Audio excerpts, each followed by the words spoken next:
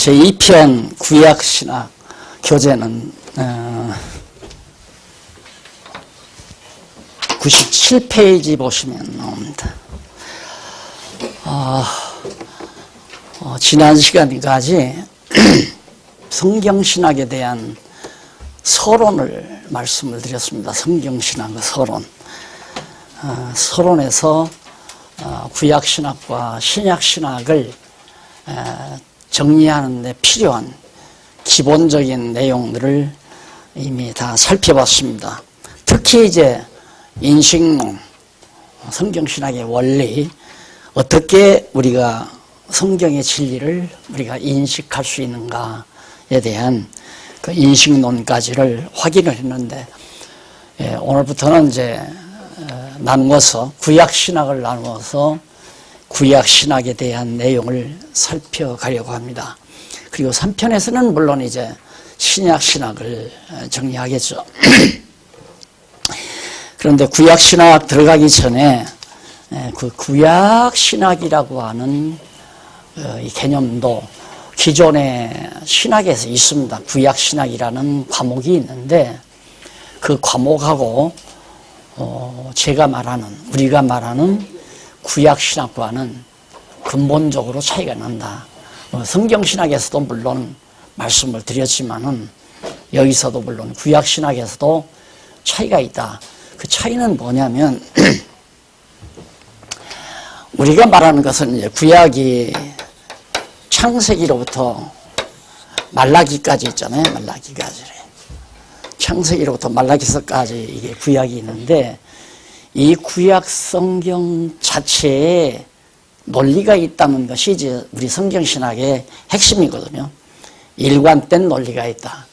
그러니까 횡설수설도 아니고, 그 다음 이런 말 저런 말들을 수집해 놓은 수집물도 아니라 창세기부터 말라기서까지가 아주 논리적으로 쫙 정리가 되어 있는데, 그 논리 속에 바로 신학, 하나님에 대한 이론 체계가 바로 이 구약의 모든 내용이다. 그러니까 구약 성경 전체의 논리 속에 하나님이 어떠한 분이신가를 우리에게 말해주고 있는 귀한 내용을 담고 있다. 이것이 이제 우리가 말하는 성경신학이거든요. 그런데 전통적으로 지금까지 이제 기존 신학에서 말하는 성경신학은, 구약신학은 아마 거기 나올 거예요. 거기 보면 지엽적인 해설인데 그 97페이지 위에서부터 9째 줄 한번 보실래요? 9째 줄 중간에 딱 보시면은 즉 나와요. 즉 전자가 구약 성경에 게시된 하나님에 대한 근본적인 설명이라면, 지금 내가 말하는 거예요. 그것이라면 후자는, 즉 전통신학에서 말하는 구약신학은 그 말이죠. 구약 성경에 소개된 다양한 주제들에 대한 지엽적인 설명이죠. 그러니까 무슨 얘기냐면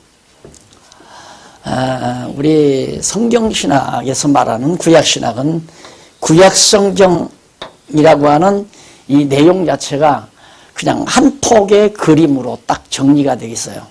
즉 쪼개지 않고 그대로 내용 자체가 하나님을 소개하고 있다. 그런데 이 전통신학은 이렇게 하나로 그림이 만들어져 있는 게 아니라 이걸 다 이렇게 나눠 놨어요. 퍼즐로, 퍼즐 조각처럼 이렇게.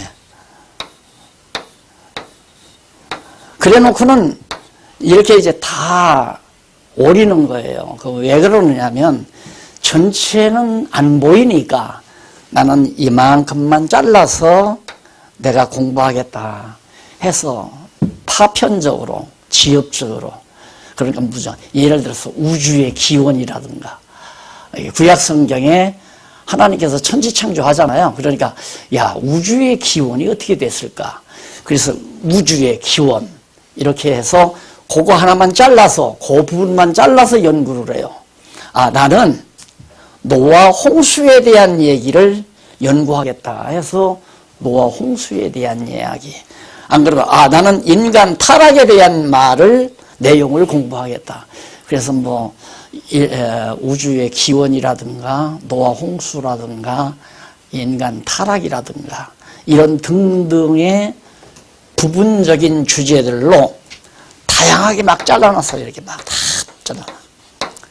그러니까 처음 대하는 사람은 이걸 도저히 한 폭의 그림으로 포즈를 맞춰 놓을 수가 없어요. 안 맞아요. 그래서 기존 신학이 복잡하고 어렵다는 이유가 아무리 공부해도 해답이 안 떨어져요. 기존 신학이라고 하는 건. 결국은 열심히 몇 년 동안 공부하고 나오면 아이 모르겠다 이거예요. 정말 모르겠다. 그리고 이게 이제 공부를 단계적으로 자꾸 해가잖아요. 해가면 처음에는 전체적인 걸 공부하죠. 그래서 개론 같은 것을 이제 처음 신학 입학하게 되면 성경 개론 같은 걸 공부를 해요. 개론 공부해도 이게 모르겠거든요. 그러니까 그 다음에는 이제 신학부에 가서 내가 조직신학을 할 건지 역사신학을 할 건지 실천신학을 할 건지 그 한 분야를 자기가 택해서 전공을 해요. 그 다음 석사과정에 가서는 조금 더 좁아져요. 일부분만 이렇게 나는 우주의 기원에 대해서 구약의 역사서를 내가 전공하겠다. 그 다음에 박사과정에 가서는 단어 하나 갖고 박사를 받아요. 단어 하나를 연구해서. 그러니까 박사를 받겠다고 오랜 동안 연구를 해서 박사까지 가려면 한 10년, 12, 13년 가야 되거든요. 그래야 이제 박사 코스로 들어가는데 거기 가면 이제 단어 하나 가지고 공부하기 시작한다니까요. 그러니까 단어 하나를 연구해 가지고 학위를 받아 가지고 오면 많은 사람들은 야, 저 사람 박사학위 받았대. 그러니까 다 인정을 해요. 와, 실력이 대단한 거다. 그게 다 썩는 거죠. 이렇게 돼 있어요. 그러니까 기존 신학의 구약 신학이란 이렇게 과거 학자들이 서구학자들이 갈리갈리 퍼즐 조각을 다 찢어놓아 가지고 아무것도 몰라요. 이 제목들을 다 배워도 이걸 퍼즐을 갖다 맞춰 놓을 수가 없잖아요. 그러니까 뭔지 모른다. 배우면 배울수록 더 모르는 거예요. 그래서 무조건 믿으라. 알려고 하지 말고 무조건 믿으라고 하는 말이 신학교에서 자연스럽게 또 목사님들이 너무 자연스럽게 배워보니까 나도 모르겠더라 그 말이에요. 그러니까 적당히 알아서 무조건 믿으라 그 말이에요. 열심히 내고 목사님 말 잘 듣고 교회 충성하고 돈 잘 벌어서 연부도 좀 많이 하고 그러면 예수 잘 믿는 거죠. 그러니까 기존의 신학은 구약신학이란 이런 것이고 우리가 말하는 구약신학은 안 나눠요. 절대 성경을 조각조각 나누지를 않아요. 그냥 한 권 그대로 놓고 그 구약 성경 안에서 설명하고 있는 하나님이 어떠한 분이신가를 성경 자체가 구약 성경 자체가 가지고 있는 논리적인 수순에 따라서 정확하게 딱 설명을 하는 거. 이것이 구약신학이다. 그래서 구약신학의 개념이 기존 신학에서 말하는 구약신학과 그러니까 여러분들이 이제 공부를 하고 서점에 가서 기독교 서점이나 같은 데 가서 아 우리 구약신학 공부했으니까 다른 학자들은 뭐라고 했는지 한번 사서 보자. 책을 뽑아보면 전혀 다른 거예요. 우리하고는 아주 전혀 다른 거. 요거 하나 설명하고 요거 하나 설명하고 이건 하나 둘 셋 이런 식으로 그래서 여러 가지 주제들을 쭉 다 모아가지고 한 권의 책으로 그래서 결국 어떤 빌미를 주느냐면 문서설이라고 하는 빌미를 주는 거예요. 문서라고 하는 것은 이런 문서 저런 문서 우주의 기원론에 대한 문서 노아 홍수에 대한 문서 아담 타락에 대한 문서 이런 문서들이 다 수집돼서 집합되어 있는 것 잡지 마냥 잡지는 A라는 저자가 B라는 저자가 다 각각 많은 사람들이 글을 쓴 것들을 그냥 이렇게 모아놓은 것이 잡지 아니에요. 이게 성경이 그렇다는 거죠. 이런 내용들 저런 내용들을 다 모아서 이렇게 수집해 놨다. 그걸 문서설이라고 그래요. 그러니까 그 말이 학자들에게는 정확하게 보면 맞다. 성경은 하나님 말씀이 아니다 이 말이에요. 문서다. 이것이 지금 오늘 우리가 이렇게 성경을 지키고자 하는 뜨거운 열정, 저런 엉터리 같은 대적자들이, 그러니까 그 사람들은 대단한 세속적으로 학벌을 지니고 있고 세속적인 어떤 포지션도 있고, 그래서 그들의 말은 한 번 발설하면, 그들이 책을 하나 써내면 전 세계적으로 확 퍼져버려요. 학계에 싹 퍼져버린단 말입니다. 그렇게 대단한 위력을 가지고 있는데 우리가 그건 아니다, 이건 아니다, 엉터리다. 성경은 문서가 아니다. 하나님께서 당신 스스로를 정확하게 우리에게 밝혀주기 위해서 아주 정난하게 기록하도록, 성령 감동에 의해서 기록하도록 하신 하나님의 말씀이다. 이걸 우리가 지켜나가려고 하는 거 아니에요. 이거 지키는 것이 우리가 살아있는 존재의 의미예요. 나는 왜 살아야 되는가? 진리 지키기 위해서. 교회의 목적이 뭡니까? 교회가 이 세상에 존립해야 될 목적은 진리를 사수하고 진리를 보존하고, 변질 없이 진리를 잘 보존하고 보존된 진리를 후대들에게 정확하게 전달하는 일, 이 두 가지 일이 바로 교회가 이 지상에 존속하는 중요한 임무 아니겠어요? 그래서 오늘 우리가 이 자리에 모여 있는 것도 이건 아니다, 이건 아니고 이것이다라고 하는 것을 배워서 나만이 아니라 내 자손에게, 안 그러면 우리 후대들에게 정확하게 봐라, 이것이 구약신학이다라고 하는 것을 전달하기 위해서 우리가 지금 이 시간도 마련하는 거라 이 말입니다. 자, 그래서 그 관계를 바로 97페이지에서 대충 제가 말씀을 해드렸습니다. 그러면 이 구약신학의 대략 목사가 어떻게 이루어져 있는가, 제1장 서론이 나와요. 구약신학 서론이. 목차가 거기 나오죠. 서론이 나오는데 그 서론에서 우리가 공부할 일은 구약신학의 원천, 도대체 구약에서 말하는 하나님에 대한 진리를 어디서 얻을 것이냐, 그 근본 근거가 어디서 나오느냐, 물어볼 것 없이 그건 구약신학의 원천은 바로 구약성경이죠. 구약성경에서만 구약신학이 빠져나와요. 그래서 직접적 원천은 구약성경이고, 그 다음 간접적 원천은 신약이고, 직접적인 원천은 구약이고, 구약. 이 구약을 간접적으로 근거를 제시해 주는 것이 신약이에요. 그래, 직접적 원천, 직접적 근거, 구약신학의, 구약에서 계시된 하나님에 대한 진리를 구약성경이 근본적으로 잘 제시해 준다. 거기에 신약성경이 바로 간접적으로 도움을 준다, 그 말이죠. 그 다음에 이제 세 번째가 직간접 원천의 관계.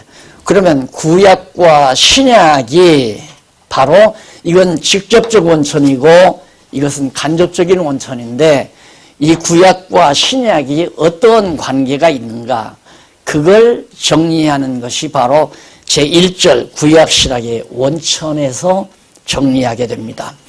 그 다음에 이제 제2절에서는 구약의 논리적 통일성. 아까도 말했죠. 이것은 논리가 없다는 얘기예요. 이런 내용 저런 내용 막 다 뒤죽박죽 섞여져 있기 때문에 나누어서 말할 수밖에 없잖아요. 나누어서 공부할 수밖에. 이 사람들이 보는 성경은. 그래서 따로 나누는 거란 말입니다. 창세기 따로 공부하고, 역사서 따로 공부하고, 마태복음 따로 공부하고, 계시록 따로 공부하고, 나중에는 그렇게 공부하다가 이것도 많다. 그래서 박사과정에 가면 예를 들어서 성경 한 구절을 연구한다거나, 그렇지 않으면 성경에 나오는 단어 하나. 내가 늘 밝히는 얘기지만 내가 총신 다닐 때 구약학 교수가 바로 외국에서 새로 들어왔어요. 첫 학기에 들어왔는데 2학년 때인가 딱 들어왔는데, 학위를 받아가지고 미국에서 있다가 왔다는 거예요. 그 논문 제목이 뭐냐면 요미라고 하는 창세기에는 날이란 말이 나오죠. 날. 첫날, 첫째 날, 둘째 날, 셋째 날, 이 날. 이것이 24시간이냐 아니면 아니냐. 이거 연구하고 박사학위 받은 사람이에요. 그런데 창세기에 나온 날이란 말이 24시간이다 이거예요. 그러면 내가 볼 때에는, 여러분들이 공부해봤지만 내가 볼 때에는 태양계가 언제 만들어졌냐면 낮에 4일 첫째 날 만들어진 게 아니거든요. 4일째 만들었단 말입니다. 4일째 태양계가 만들어졌으니까 태양계가 만들어진 이후라야 24시간이라는 시간 개념이 정리가 돼요. 그럼 그 전에는 태양이 지배하는 시계가 시간이 아니에요. 그냥 첫날에 비쳤던 그 빛이 있고 어두움이 있고 빛과 어둠이 한번 바뀌면 그게 하루였단 말입니다. 그런데 이때 24시간이라고 하는 건 지금 우리 타락된 세상에서 계산하는 거거든요. 그러니까 전혀 달라요. 24시간은 처음 4일 이전, 그 다음 4일 이후, 4일 이전이 다르고 태양계가 만들어졌을 때 시간이 다르고, 그 다음 이건 타락된 이후의 시간 개념이에요. 그러니까 벌써 이건 처음 태양계가 만들어지기 이전의 하루와 만들어진 이후의 하루와 타락에서 에덴 동산에서 수방당한 이후의 하루가 24시간이지 이때도 24시간이 아니고 이때도 24시간이 아니란 말입니다. 그런데 글자만 히브리어 글자만 연구해가지고 그 글자는 24시간이다. 이래가지고 박사학위 받은 거라는 건가요? 그러니 여러분, 저는 신학을 다 몇 군데를 거쳤잖아요. 너무 알고 싶어서. 알아보니까 아무것도 아니라. 솔직한 이런 얘기는 너무 또 막 과격하다 할지 모르지만 배워도 아무것도 아니에요. 그냥 철학에다가 성경적인 용어, 신학적인 용어를 갖다 더 씌워놓은 거예요. 이론적으로는 전혀 안 맞는 것들이란 말입니다.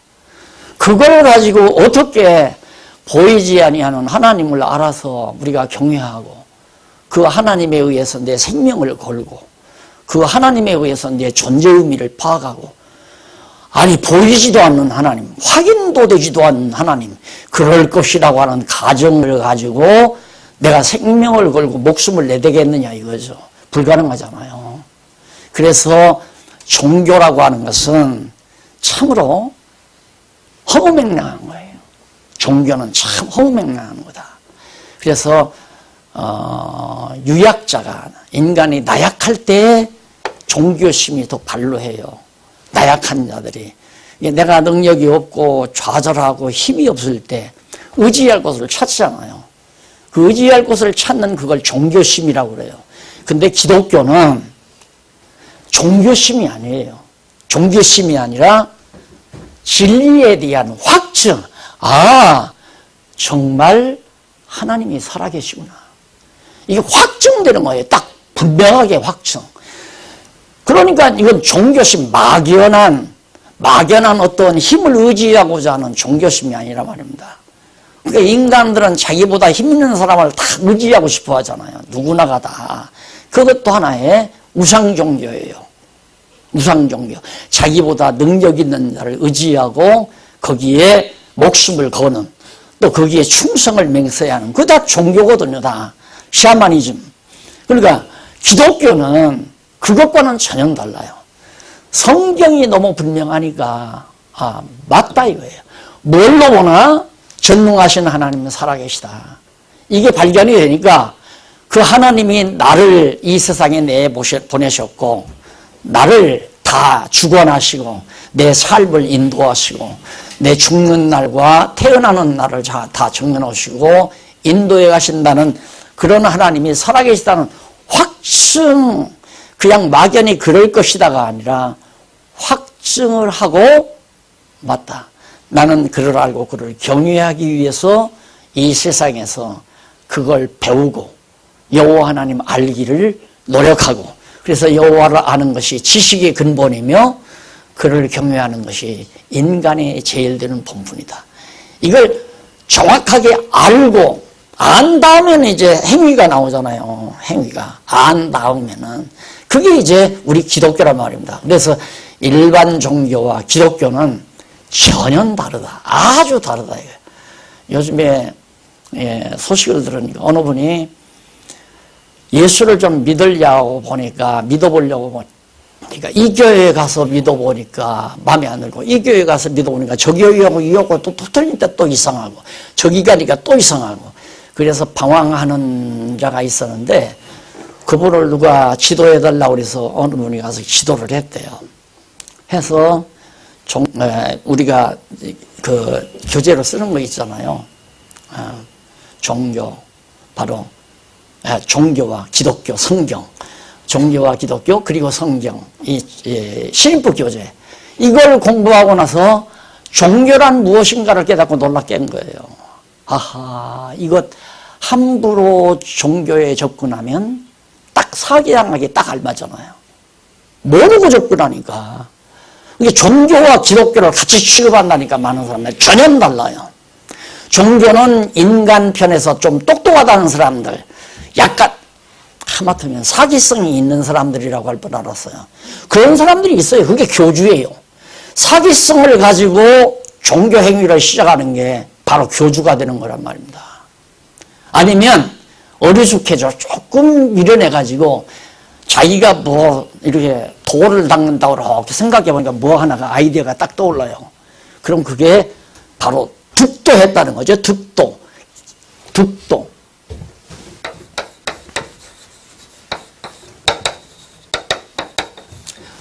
도를 찾았다. 진리를 찾았다. 눈 감고 다.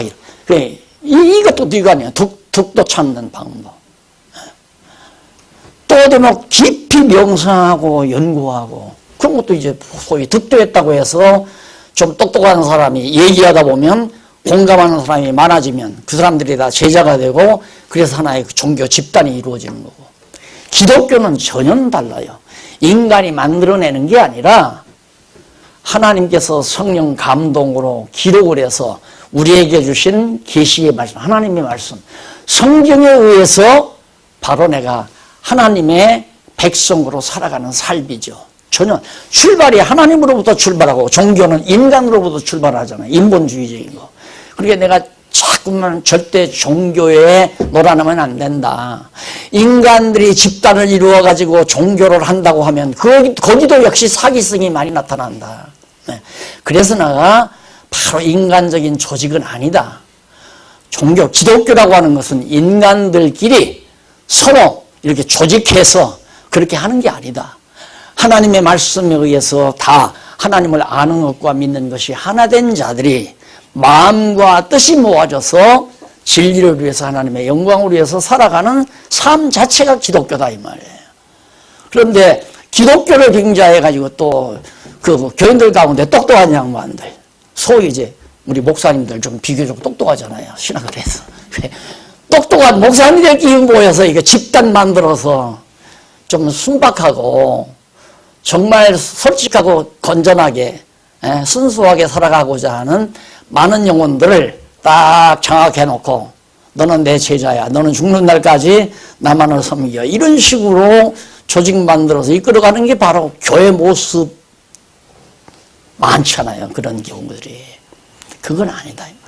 그래서 우리가 말하는 구약신학과 전통신학에서 말하는 구약신학은 전혀 근본적으로 다르기 때문에 구약신학의 원천이 구약성경이고 직접 원천이, 간접 원천은 신약이다.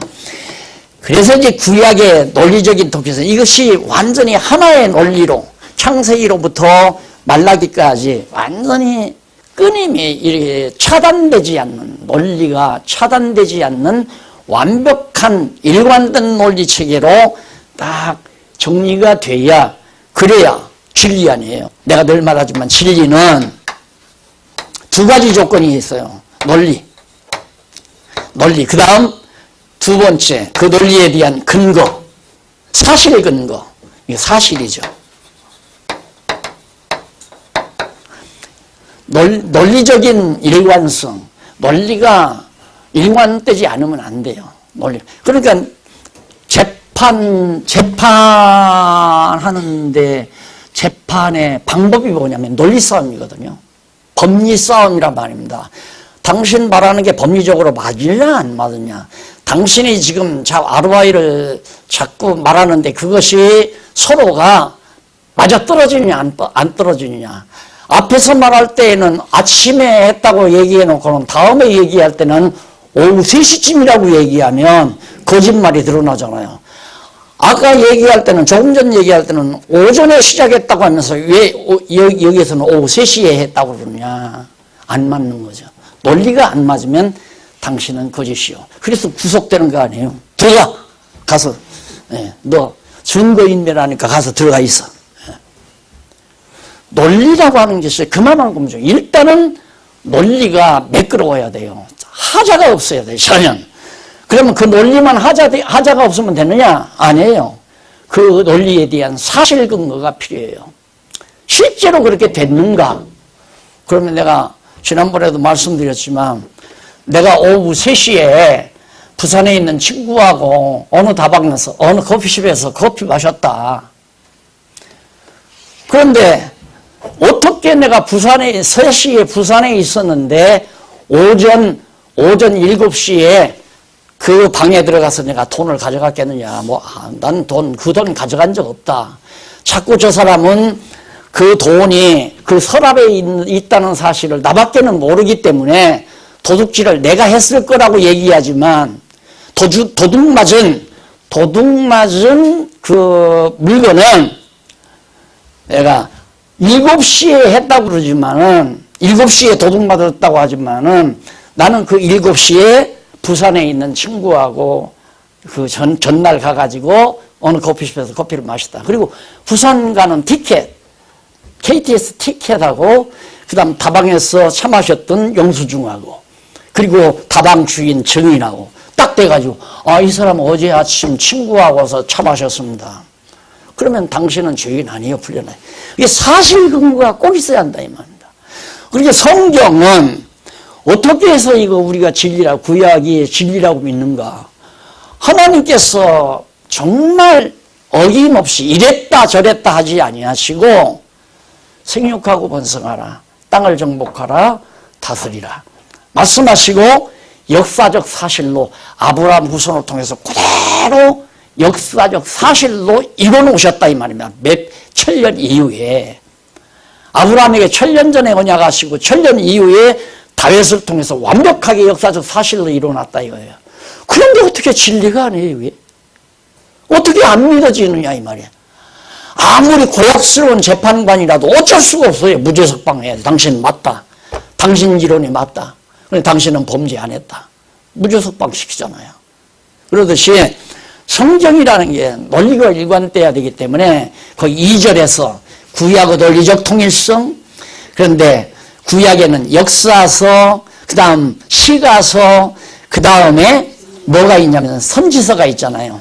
역사서는 창세기로부터 에스더서까지, 에스더에서, 욥기에서부터 그 다음 잠언전도 아가서까지가 시가서, 역사서, 시가서, 그 다음 이사야서부터 말라기서, 그러니까 선지서, 그러니까 역사, 그 다음 시가, 그 다음 예언, 선지서, 예언서.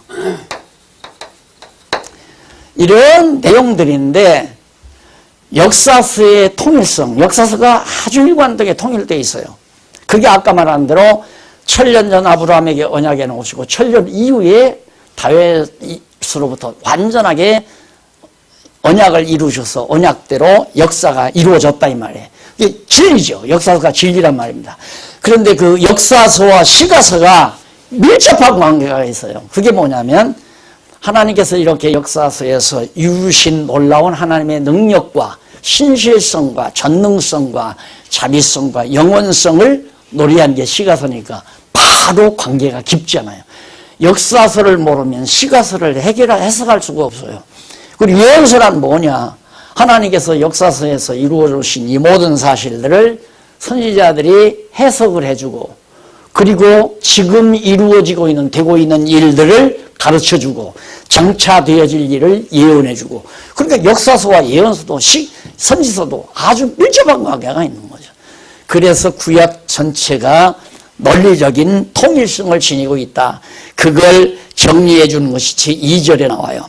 그 다음 제3절에서는 구약에서의 하나님의 칭호, 구약 성경에 보면 이 창세기에서부터 말라기서까지 하나님을 부르는데 칭호가 참 많아요. 그런 칭호들을 보면 하나님 칭호의 신학적 중요성 굉장히 중요해요. 이름이라는 게 왜 이름 속에 그 의미가 담겨져 있으니까.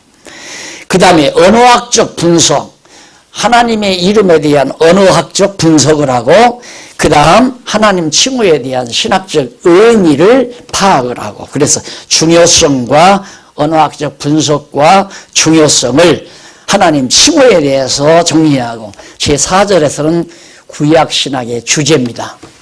논리가 하나니까, 하나의 논리로 나오니까 주제가 나올 수 있잖아요. 단마디 주제가 나올 수 있잖아요. 이게 논리가 일관되어 있지 않으면 여기서처럼 주제를 여러 가지로 뺄 수밖에 없어요. 우주의 기원, 홍수 사건, 아담 타락 사건, 에덴 동산의 역사, 이런 등등으로 주제가 여러 개가 나온단 말입니다. 그런데 논리가 하나로 이렇게 쫙 연결되어 있기 때문에 주제가 딱 하나로 딱 정리가 될 수 있죠. 이것이 지금 여러분들께서 공부하고 있는 엄청난 보고입니다.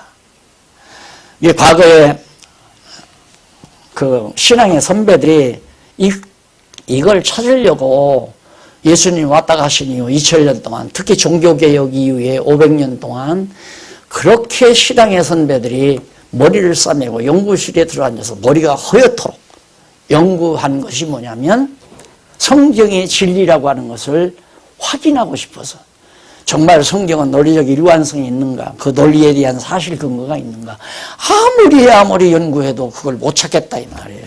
이게 못 찾은 거예요. 못 찾았기 때문에 지금까지 전통적으로 이렇게 성경신학을 해왔다. 그러니까 지금 여러분들이 아들 낳아서 대학 합격시켜가지고 등록금 뭐 700~800만 원씩 넣어서 신학교 보내면 가서 이거 배워요. 이건 생각도 못하고, 생각도 못하고. 여기 다 목사님들이 있으니까 한번 물어보세요. 그런가 안 그런가. 뭐 이거예요. 그러니까 공부하면 할수록 더 복잡해지고, 이사를 가면 살림이 다 틀어지잖아요.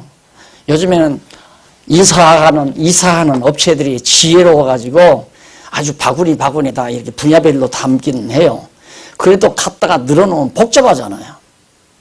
그런데 집 안주인이 딱 봐서 살림 봐가지고 탁탁 제자리에다가 정리하거나 말 아주 간단하죠. 아주 간단해요. 이게 바로 그거예요. 이건 이사가 가지고 늘어놓은 거고, 뭐가 뭔지 모르는 거예요. 뭐 도대체 정리가 할 수가 없고, 공부하면 할수록. 그래서 바로 구약신학의 주제가 바로 뭔가, 우리가 말하는 구약신학의 주제, 그래 전통적 구약신학, 전통적 구약에서는 구약신학의 주제가 뭐이며, 우리 성경신학적 입장에서는 주제가 뭔가를 결론 내려서 구약신학의 바로 서론을 정리하게 됩니다. 자, 그러면 넘어가서 101페이지에 보면 구약신학 서론 나오죠. 아까 말씀드린 거예요. 그 서론에서는 아까 목차에서 말한 대로 원천과 구약신학의 원천, 근거예요. 그러니까 구약신학의 모든 이론들이 어디로부터 나오느냐. 원천이란 말은 신한물이 제일 처음 어디서부터 흘러내려오느냐. 압록강이 바로 백두산 천지로부터 흘러내려오잖아요. 압록강의 원천은 백두산 천지죠. 그러듯이 성경신학이라고 하는 이 진리에 대한 이론의 근원, 원천, 근거가 어디냐? 구약성경이란 얘기죠. 성경에서 다 나온다. 자, 그러면 구약신학의 원천 그런 가운데 거기 좀 한번 조금 읽어보실까요? 거기 그 구약신학의 원천 바로 밑에 구약신학의 원천 또는 근거라 하면 구약신학이라는 학문을 구체적으로 연구하여 논리체계를 세우는 데 있어서 그 논리의 원천 또는 근거가 무엇인가에 대한 해답을 요구하는 주제입니다. 아주 매우 중요하죠. 그런데 기존의 학문 말입니다. 현재 이런 식의 학문 얼마나 허접한지 한번 보세요. 내가 예를 들어서 성경은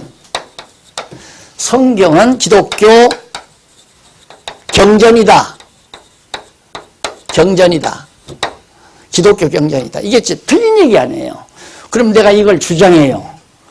논문을 쓰는데 이렇게 주장해요. 그러면 나 혼자 주장하면 안 되잖아요. 그래서 여기다가 풋노트를 다는 거예요. 그래서 딱 줄을 달아가지고 미국의 하버드에 뭐 예를 들어서 뭐 칼빈이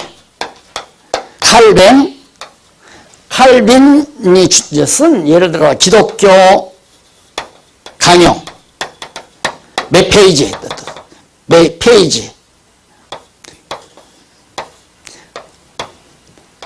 5에서 16페이지.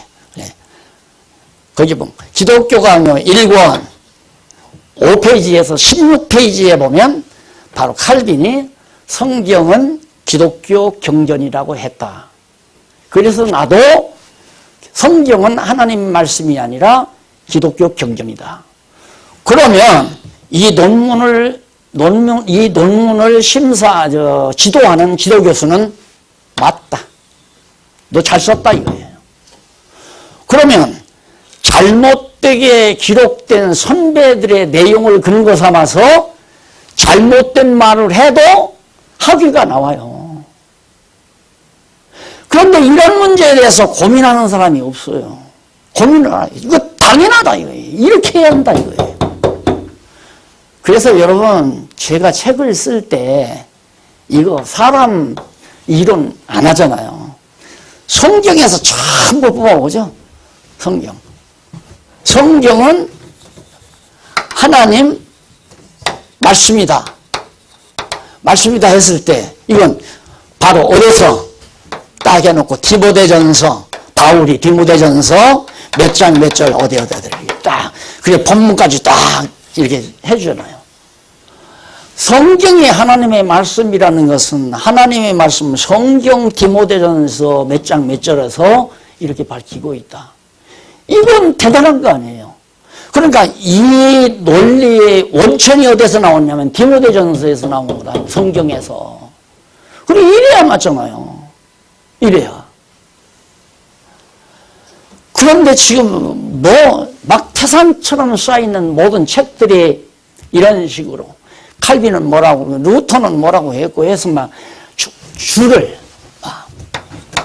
또 달고 루터도 이랬고 칼빈도 이랬고 막 그다음 뭐 요즘 자유주의 신학자들 아무개도 이랬고 그러면 거짓된 잘못된 근거가 잘못된 주장을 낳는 거예요. 그래서 신학교를 참 부정한다기보다도 신학교 체제가 바뀌어져야 돼요. 그렇게 하면 안 돼요. 저렇게 잘못된 주장을 근거 삼아서 저걸 맞다고 자꾸 가르쳐놓으면 잘못된 게 자꾸 퍼져나가잖아요. 그러니 이게 얼마나, 여러분 한번 제 심정을 한번 헤아려 보세요. 얼마나 답답하겠는가. 그래도 답답해도 바짝바짝 안 말르는 것은 내가 그렇게 할 수가 없으니까 나는 아니다, 이건 맞다 이 말만 하고 되고 안 되는 건 저분이 다 알아서 하니까 그분 믿어버리니까 밥 먹고 살지. 안 그러면 이거 패인 거 더 패요. 주름살 더 늘어나고 열 더 나고 강도놈들 도둑놈들 사기꾼들 막 나갈 거예요 아마 내 입에서. 말도 아닌 얘기 자꾸 가르치면서 돈 벌어먹고 살잖아요. 아이고 이것도 거칠죠? 그래도 많이 참는다고 하는데 이렇게 못 안 참았어. 목사님들 다 건강하니까 웃잖아요. 당신들도 다 경험했거든요. 나 총신 다닐 때 참 어려웠어요. 토큰 이렇게 가면요, 얼마나 김여석이 지도가인지 토큰 2개를 줘요. 올 때 쓰고 갈 때 쓰고 올 때 쓰라고. 그러면 도시락 좀 싸가지고 가는 거 아니에요. 그럼 간단 말입니다. 그냥 가다가 토큰 하나를 이렇게 내려고 내서 주다가 그만 2개가 묻어나와가지고 하나가 바닥으로 땡그랑 떨어져 버려요. 버스 바닥으로. 떠글떠글 굶고서 어디로 갔는지 몰라. 사람만 가득한데 큰일 나죠. 그 하나 주고 가요. 가가지고 아무리 밑에 찾아 보이나? 그러면 그 다음에 할 수 없이 아가씨, 그때는 차장이 있으니까 나오다가 아침에 내다가 이 토큰 이 버스 바닥에다가 내가 떨궈뜨렸는데 내일 갖다 줄 테니까 오늘 그냥 내리자고. 내리세요. 그런 일들을 겪으면서 공부를 했거든. 수백만 원씩 등록금 내고. 그래도 다행인 것은 내가 그렇게 공부했기 때문에 지금 이 말을 할 수 있는 거예요. 아니다. 이런 식으로 논문 쓰면 안 된다. 그런데 지금 논문 다 이런 식으로 써야 돼요. 안 되면 박사학위에 통과가 안 돼요.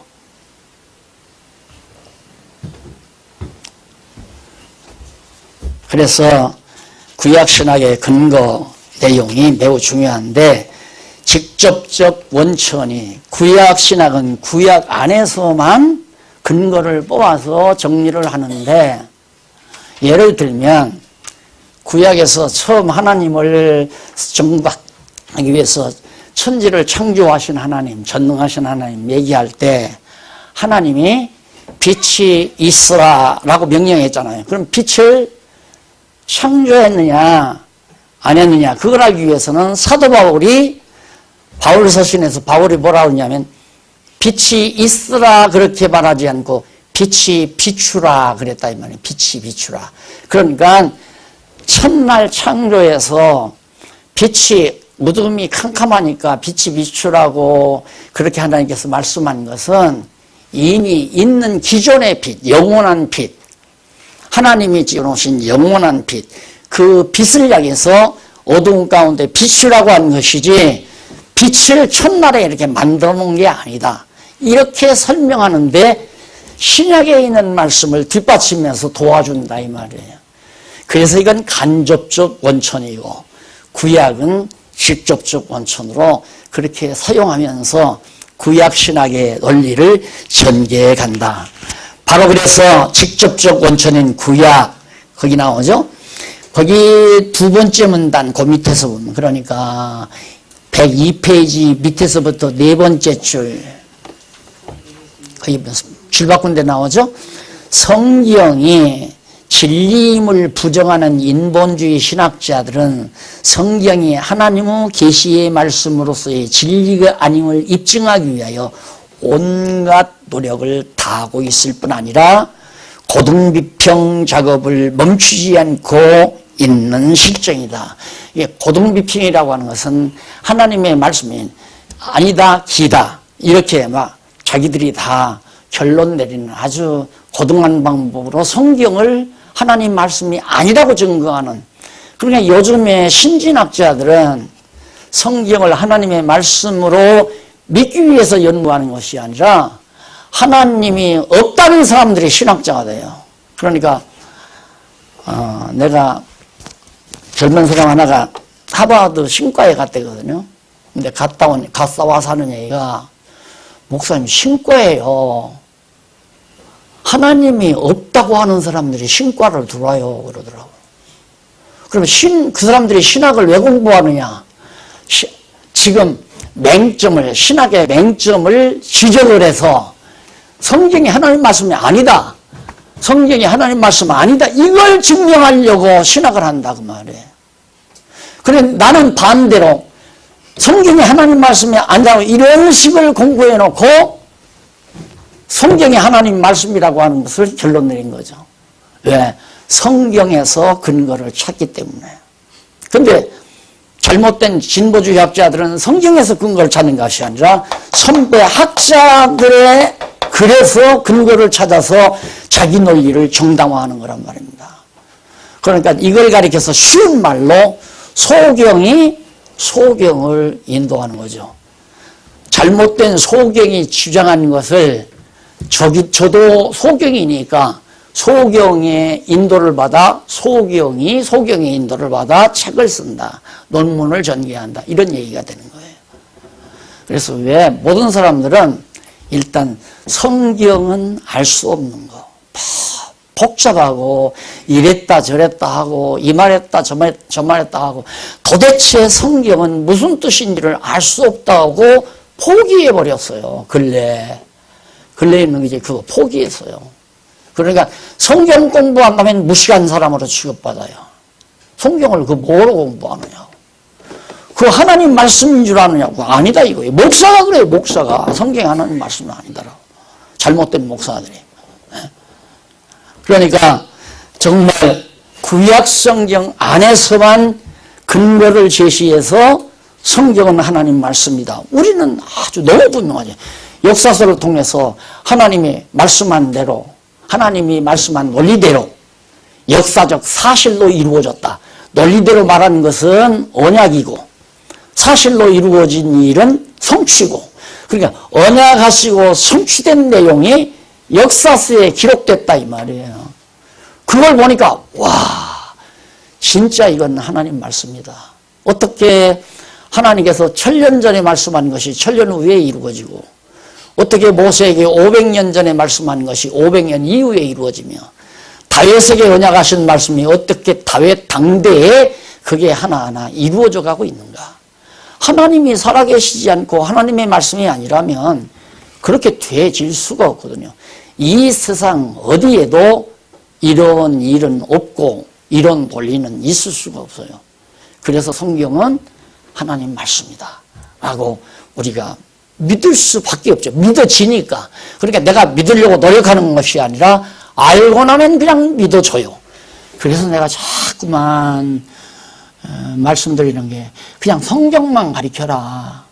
성경만 가리키면 하나님 살아계시다는 거 누구나 다 믿는다. 그러면 끝나. 근데 성경만 가리키는 게 아니라 성경을 통해서 자기 사상을 펴려니까 문제가 되고 자기 목적을 달성하려니까 문제가 돼. 그래서 설교가 나가는 거란 말입니다. 성경만 가르치면 하나님 살아계시고 성경이 하나님 말씀이라는 게 안 믿어질래 안 믿어질 수 없어요. 그냥 믿어줘요. 그 믿어지면 됐잖아요. 믿어지면 그 믿음의 행위가 나오는 거니까 그 믿음의 행위가 삶의 제사 아니에요. 산 제사, 영적 예배. 그러면 목사님들이 예를 들어서 성경을 알고 나니까 너무 놀랍다 이 말이에요. 그래서 성도에게 성경만 여기 꼭 강조하고 싶은 게 많이 오직 성경만 성경이 이렇습니다 하고 성경만 가르쳐주면 첫째 하나님 살아계시다. 모든 것 하나님이 다 주관하신다. 이거 믿어질 거 아니에요. 그리고 성경은 하나님 말씀입니다. 성경이 하나님 말씀입니다. 그거 믿어지면 믿음의 행위가 나오죠. 믿어지니까 행위가 나온다고 말이에요. 예를 들면 하나님이 모든 것 다 주관하는데 나 이달에 돈 100만 원 벌도록 하나님이 정해놓으시고 100만 원 벌게 하셨다. 그럼 그걸로 만족해야 되잖아요. 하나님 존재하신다는 걸 믿으니까. 그런데 안 믿어지면 안 되지. 나하고 동기인데 저 자식은 500만 원 벌었대. 야 이거 뭐 부정을 해서라도 내가 이거 채워야지 안 된다. 회사 돈을 자기가 싹 한다 이거예요. 하나님을 알면 그게 안 하려고 노력하는 게 아니라 안 해지는 거죠. 왜? 아니 회사 돈 내가 가져온다고 해서 그게 내 거 됩니까? 하나님이 내 거 되게 나에게 주시는 만큼이 확정되어 있는데 하나님의 정하신 뜻대로 범사에 감사하며 사는 삶이 나올 수밖에 없잖아요. 왜? 하나님 살아계시다는 게 믿어지니까. 그게 믿음의 행위예요. 그래서 믿음은 행위를 반드시 동반한다. 따라서 자꾸 암송을 시키고 싶은데 여러분 기분 나쁠까 봐서 내가 안 하는 거예요. 믿음은 행동을 동반한다. 믿는데 행동이 안 나온다는 건 거짓말이죠. 밥 먹으면 배부르다 믿어지죠? 밥 먹으면 배부르다는 거 안 믿는 사람이 없어. 그러니까 배고프면 밥 먹는 거예요. 그게 믿어지니까. 근데 밥 먹어도 배 안 부르다. 그게 밥 먹어도 배부르다는 게 믿어지지 아니하면 그거 먹으면 배불러? 나는 안 믿어져. 나는 안 먹을래. 난 물 마실래. 믿음대로 사는 거예요. 믿음의 행위. 그걸 믿음의 행위라고 그래요.